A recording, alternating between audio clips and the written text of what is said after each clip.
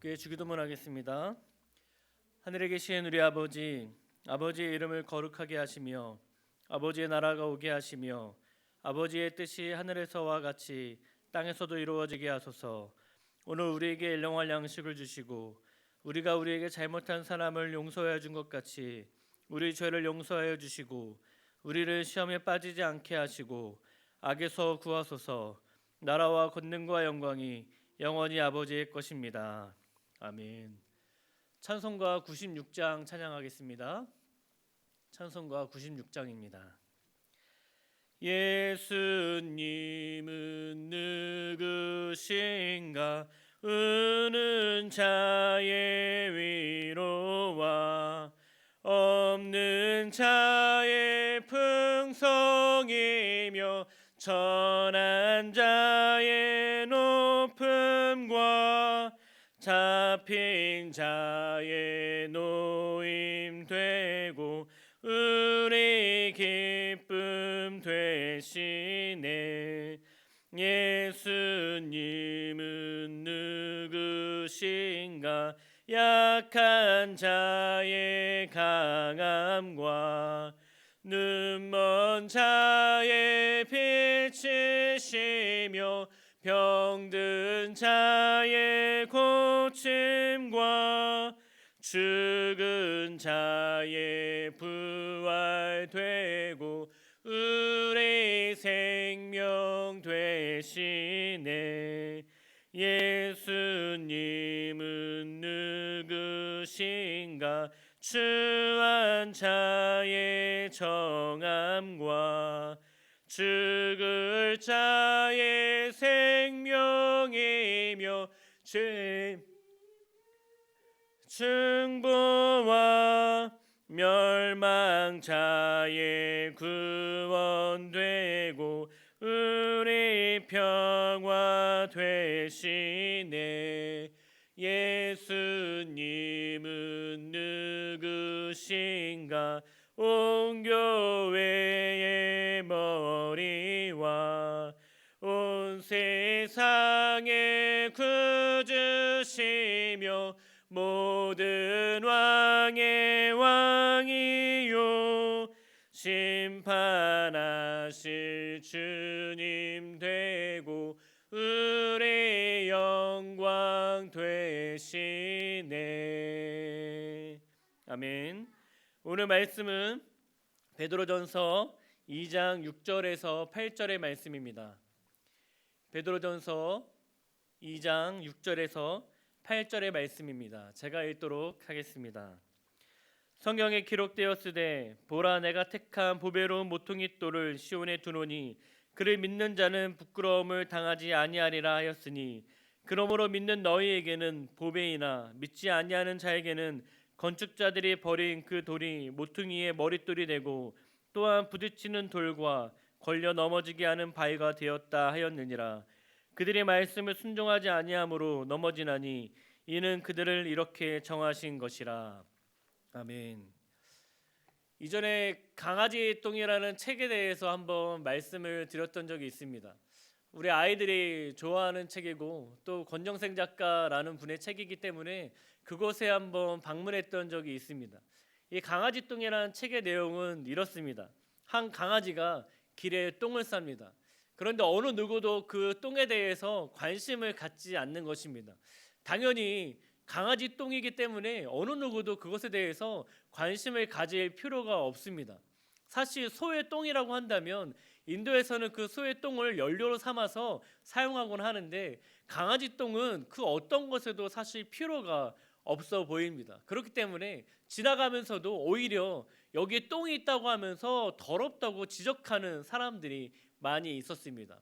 우리 교회 이 앞에 길만 하더라도 가끔씩 강아지 똥을 볼 때가 있는데 저희 아이들도 그곳을 지나갈 때면 그 강아지의 똥을 더럽다며 피해가는 모습을 봅니다. 이처럼 강아지 똥은 어느 누구에게도 필요할 것 같지 않고 오히려 피해야 될 것 같은 그러한 생각이 듭니다.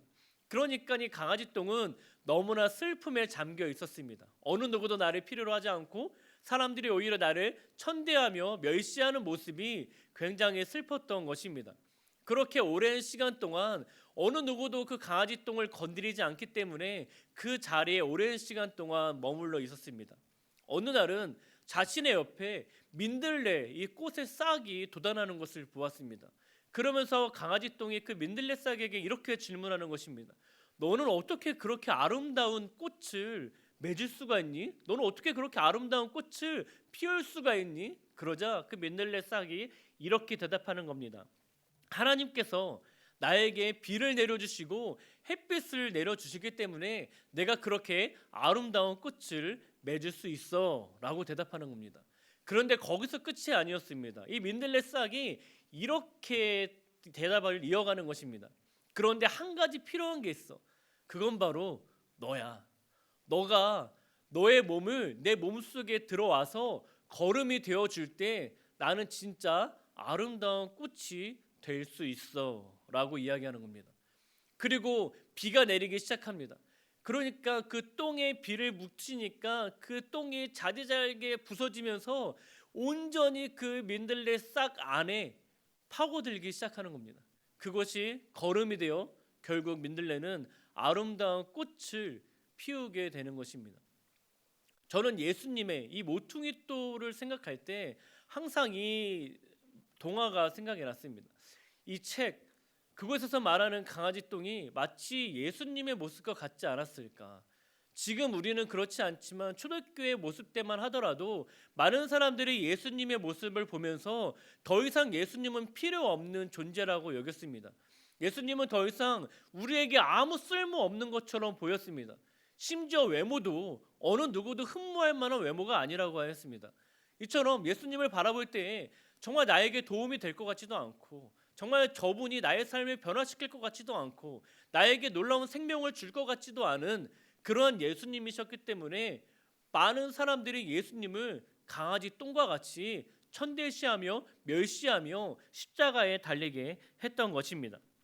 저는 말씀을 준비하면서 이 강아지 똥 책만큼 예화를 다른 것들을 찾아볼 수가 없었습니다. 오늘 본문에서 이 유대인들 또한 로마인들이 그 예수님을 바라보면서 오늘 7절에 이렇게 여겼다라고 말하고 있습니다. 7절의 말씀을 읽겠습니다.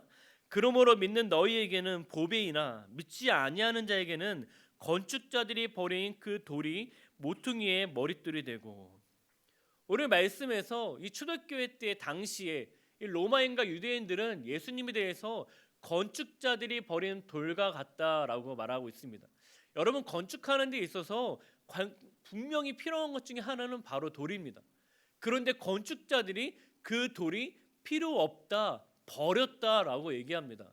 여러분 얼마나 쓸모가 없으면 건축하는 사람들에게 있어서 얼마나 필요가 없고 쓸모가 없으면 버리는 돌이 되었겠습니까? 이처럼 그 당시에 예수님을 바라보면서 저 예수님이 더 이상 나의 삶에 정말 필요가 없는 쓸모가 없는 분이라고 여겼기 때문에 이렇게 건축자들이 버린 돌이라고 표현하고 있는 것입니다. 마치 강아지 똥처럼 아무 의미 없이 보였다는 그 예수님의 모습을 표현하고 있는 것입니다. 그러나 그 예수님을 마음에 모신 자들에게 놀라운 일들이 벌어지기 시작했습니다. 바로 생명을 얻게 된 것입니다. 죽었던 자들이 살아나는 것들을 경험하게 되는 것입니다. 아무런 일들이 일어나지 않을 것 같았던 그 여러 가지 상황 가운데에 하나님께서 소망이 되어 주시고 예수님께서 그들의 삶에 희망이 되어 주셨던 것입니다. 그렇기 때문에 아무것도 열매를 맺을 수 없을 것 같고 아무런 아름다운 꽃을 맺을 수 없을 것 같았던 우리의 삶에 아름다운 꽃이 피고 아름다운 열매가 맺어지게 된 것입니다. 예수님이 계시지 않았다면 삶의 의미가 아무것도 없었을 우리에게 예수님은 우리의 삶의 이유가 되어 주셨습니다. 예수님은 단순히 우리에게 생명만을 주신 것은 아닙니다. 오늘 말씀에 있어서 모퉁이돌이라는 단어에 우리가 한번 묵상해 보기를 원합니다. 여러분 모퉁이돌을 여러분들이 잘 아시는 것처럼 벽과 벽 사이를 이어주는 돌을 모퉁이돌이라고 표현을 합니다. 여러분 그런데 벽과 벽 사이를 단순히 일직선으로 생각하는 것이 아니라 가로와 세로 이 사이에 있는 돌, 바로 주축돌, 기둥으로 여길 수 있는 돌이 바로 모퉁이돌이라고 표현하는 것입니다. 그렇기 때문에 내가 비록 저기를 바라보고 또 다른 사람들이 이쪽을 바라본다 할지라도 동시에 예수님을 바라보기 때문에 견고하게 세워질 수 있는 공동체, 그것을 바로 모퉁이돌이라고 표현하고 있는 것입니다. 여러분, 초대교회 당시에 가장 문제가 되었던 것 중에 하나는 바로 유대인과 이방인들과의 관계였습니다. 유대인들은 어떤 생각이 있었습니까? 선비인 사상이 있었습니다. 나는 하나님께 선택받은 백성이야. 그렇기 때문에 나는 하나님께 구원을 받을 자격이 있어. 그러면서 이방인들을 향해서 저들은 바로 하나님 앞에 구원받을 수 없는 택함받지 못한 천한 백성들이야 라면서 무시하던 사람들이 바로 유대인들이었습니다. 그런 이야기를 듣던 이방인들은 어떤 생각이 들었겠습니까? 저런 교만한 것들, 우리도 예수님 믿어. 그런데 너네처럼 교만하지 않아. 너네처럼 생각하지 않아. 그러면서 상정하지 않았던 유대인들, 바로 이방인과의 관계가 그랬던 것입니다. 그런 곳에 예수님께서 모퉁이돌이 되셨다는 것입니다. 하나가 될 수 없을 것 같았던 이방인과 유대인들에게 예수님을 통해서 하나가 되게끔 하신 것입니다. 여러분, 지금 우크라이나와 이 러시아 간의 전쟁 가운데 있습니다. 또 국내적으로는 우리가 대선을 앞두고 있습니다. 대선을 앞두고 많은 언론들을 바라보면서 제가 모퉁이돌이 되신 예수님이 너무나 필요한 시대구나, 너무나 필요한 때이구나 라는 생각을 하게 되었습니다. 어떤 사람들은 여당을 지지합니다. 어떤 사람들은 야당을 지지합니다. 다 너가 잘했니 내가 잘했니 항상 네거티브 작전으로 사람들을 깎아내리기만 합니다. 그러면서 국민들 간에도 계속해서 분열이 일어나는 것들을 우리는 선거 때마다 볼 수가 있습니다. 그런 지금 우리에게는 예수님이 필요합니다. 나는 위를 바라보고 어떤 사람들은 좌우를 바라보는데 우리가 어느 곳을 바라보든지 그곳에 예수님이 계시다면 우리는 결국 하나가 될 수 있는 것입니다. 지금 이 시대에 많은 사람들이 교회 안에서도 갈라지는 모습을 볼 때가 있습니다. 왜 그렇습니까? 그 안에 모퉁이돌이 되신 예수님이 계시지 않기 때문입니다. 사실 교회만큼 독특한 집단이 없습니다. 교회만큼 독특한 공동체가 없습니다. 왜냐하면 교회는 정말 너무나 다양한 사람들이 함께 모여서 하나가 되는 공동체이기 때문입니다. 여러분, 교회는 어떤 다양한 사람이 있습니까? 남녀노소뿐만이 아니라 어떤 사람들은 경제적으로 굉장히 부유함 가운데 있는 사람들이 있습니다. 또 어떤 사람들은 정말로 하루하루 살아가기가 어려울 정도로 정말 생계조차도 어려운 사람들이 있습니다. 또 어떤 분들은 공부를 많이 해 학력이 높으신 분들이 있습니다. 그런데 어떤 분들은 초등학문조차 하지 못하신 분들도 계십니다. 어떤 분들은 세상에서 알아주는 지위를, 알아주는 명예를 가지신 분들도 교회에 계십니다. 그런데 세상에서 천대받는 어떠한 직종에 계시거나 지위에 계신 분들도 있습니다. 그런데 우리는 이곳에서 하나됨을 누릴 수 있습니다. 어떻게 그럴 수 있습니까? 우리의 시선이 모퉁이돌이 되신 예수님을 바라볼 때에 그 사람들이 어떠한 모습으로 있든지 어떠한 지혜를 가졌든지 경제적인 능력이 어떠하든지 우리는 하나가 될 수 있는 것입니다. 가장 중요한 건 모퉁이돌이 되신 예수님을 바라보는 것입니다. 그런데 말씀에서는 그냥 단순히 교회의 공동체 하나됨만을 이야기하고 있는 것은 아닙니다. 오늘 말씀 가운데 6절에서 이렇게 말하고 있습니다. 6절의 말씀을 제가 읽겠습니다. 성경에 기록되었으되 보라 내가 택한 보배로운 모퉁이돌을 시온에 두노니 그를 믿는 자는 부끄러움을 당하지 아니하리라 하였으니, 오늘 말씀에 모퉁이돌을 믿는 자, 그 자들은 부끄러움을 당하지 않는다라고 말하고 있습니다. 여기서 부끄러움은 무엇입니까? 우리가 하나님 앞에 심판대 앞에 섰을 때 우리가 부끄러움을 당하지 않을 것이라고 말하고 있는 것입니다. 즉 우리는 구원을 얻게 된다는 것입니다. 여러분, 담임 목사님께서 종종 말씀하시죠. 우리는 이미 죽은 자입니다. 우리에게는 생명이 없어 보입니다. 우리에게는 아무것도 없어 보입니다. 그러나 마치 민들레가 강아지 똥의 모든 것들을 다 흡수해서 거름이 되어 영양분을 공급을 받을 때 아름다운 꽃이 피고 그 안에 생명이 열리게 되는 것처럼 우리가 모퉁이돌이 되신 예수님을 우리의 마음속에 영접하고 그를 믿음으로 살아갈 때 우리는 심판대 앞에서 부끄러움이 아니라 아름다운 열매, 구원의 능력을 우리는 경험하게 될 것입니다. 그런데 반대로 8절에서 그렇지 않은 자들은 어떻게 되는지 이렇게 말하고 있습니다. 또한 부딪히는 돌과 걸려 넘어지게 하는 바위가 되었다 하였느니라. 그들이 말씀을 순종하지 아니함으로 넘어지나니 이는 그들을 이렇게 정하신 것이라. 여러분, 하나님을, 이 예수님을, 모퉁이 돌이 되신 예수님을 믿지 않는 자들은 결국 예수님은 부딪히는 돌과 넘어지게 하는 돌이다, 이렇게 말하고 있습니다. 즉 우리는 심판대 앞에 섰을 때 예수님을 믿지 않는 자들은 결국 우리는 넘어지게 되는 것입니다. 우리는 구원을 받을 수 없게 되는 것입니다. 우리에게는 생명이 없는 것입니다. 우리는 죽은 그대로 우리는 더 이상 아무런 열매를 맺을 수 없게 된다고 말하고 있는 것입니다. 여러분의 삶은 어떠하십니까? 여러분들은 심판대 앞에 섰을 때 여러분은 어떻게 될 것이라고 생각하고 계십니까? 물론 우리는 다 주님 앞에 섰을 때 어떻게 되는지 우리는 알 수 없습니다. 그러나 성경에서는 분명히 기록하고 있습니다. 그를 믿는 자는 부끄러움을 당하지 아니할 것이다.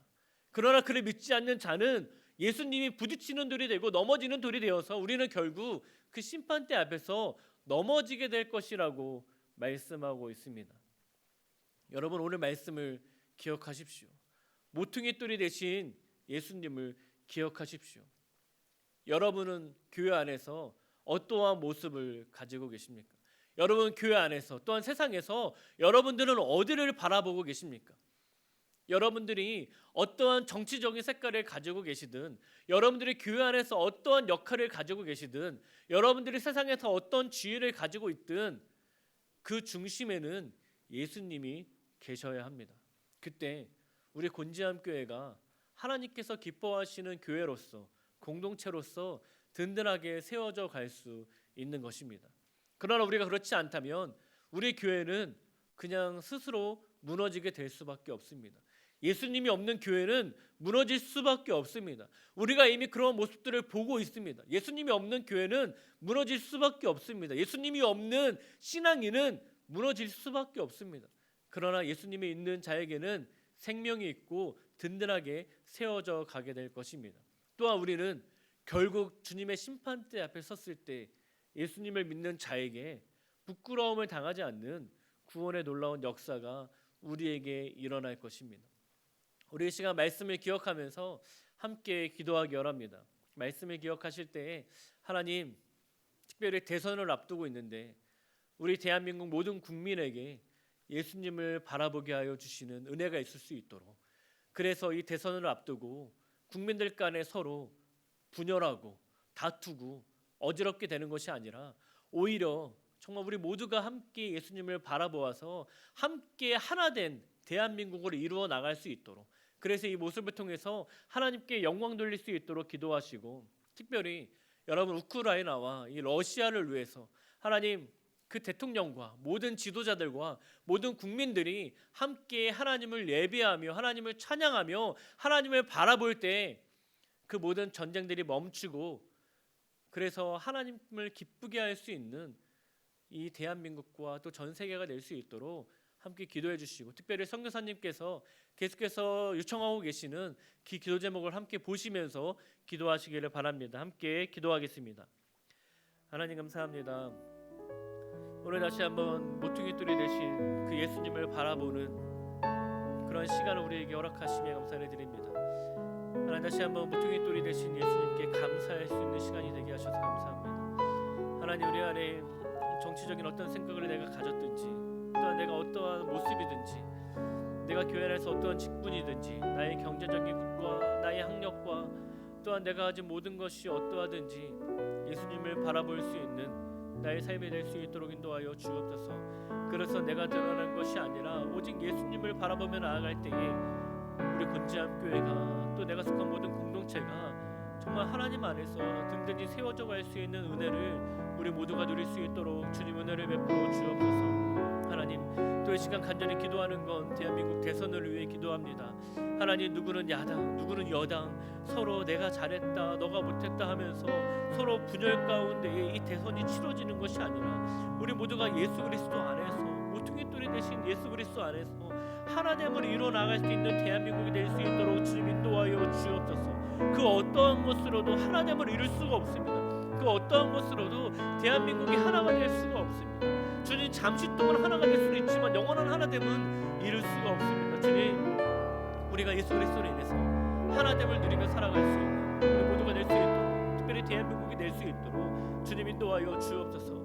하나님, 우크라이나 땅을 국리로 여겨 주옵소서. 특별히 러시아 하나님 푸틴 대통령 안에 예수 그리스도를 바라볼 수 있는 믿음의 눈을 열어 주옵소서. 예수님께서 원하시는 것이 무엇인지, 하나님께서 원하시는 것이 무엇인지를 분별하게 하여 주옵소서. 특별히 우크라이나 땅에 있는 모든 국민들, 모든 백성들 하나님께서 국리를 여겨 주셔서 더 이상 사상자가 나타나지 않을 수 있도록 하나님께서 이 전쟁이 하루속히 종식될 수 있도록 주님 인도하여 주옵소서. 하나님, 그래서 하나님 모든 상황 가운데에 우리가 예수 그리스도를 바라봄으로 이 땅의 모든 백성들이 함께 하나됨을 이루며 기쁨과 감사함으로 살아갈 수 있는 모든